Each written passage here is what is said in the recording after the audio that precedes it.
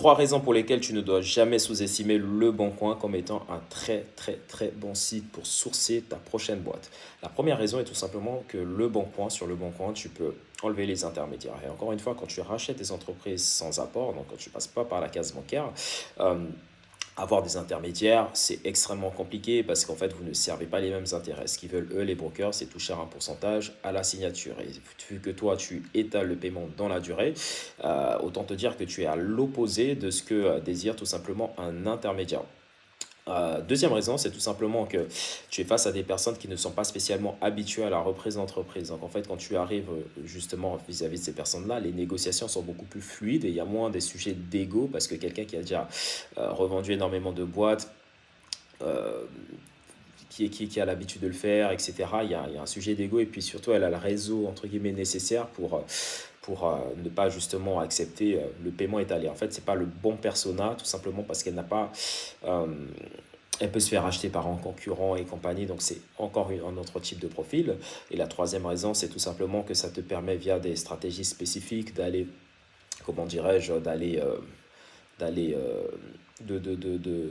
d'ajuster tes recherches pour aller directement taper, euh, euh, trouver les personnes dont je parle souvent dans mes vidéos, à savoir les milliers d'entrepreneurs qui sont prêts à te donner limite l'entreprise parce qu'ils sont en recherche de repreneurs. Typiquement, la personne qui veut à tout prix partir en retraite et qui veut vendre depuis plus de 5 ans. Typiquement, quel exemple je vais te donner? Je parle encore de la personne qui veut partir vivre à l'étranger.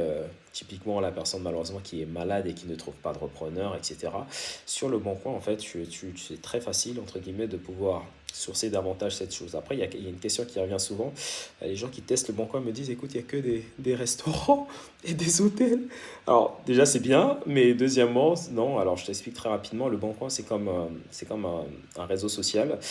C'est en fonction de ton ajustement et tu peux éduquer l'algorithme à te donner seulement ce dont tu as besoin. Et pour ça, il y a des mots-clés, il y a une façon de travailler, de rechercher sur le bon coin pour te permettre de sortir des pépites. Mais ceci dit, le bon coin est une mine d'or pour la reprise d'entreprise sans apport. N'hésite pas à liker, commenter, partager, surtout m'écrire en privé pour cette petite vidéo avec plein de valeurs. Donc voilà un petit peu, je te souhaite une très belle soirée. Et puis voilà, n'hésite pas à m'écrire en privé.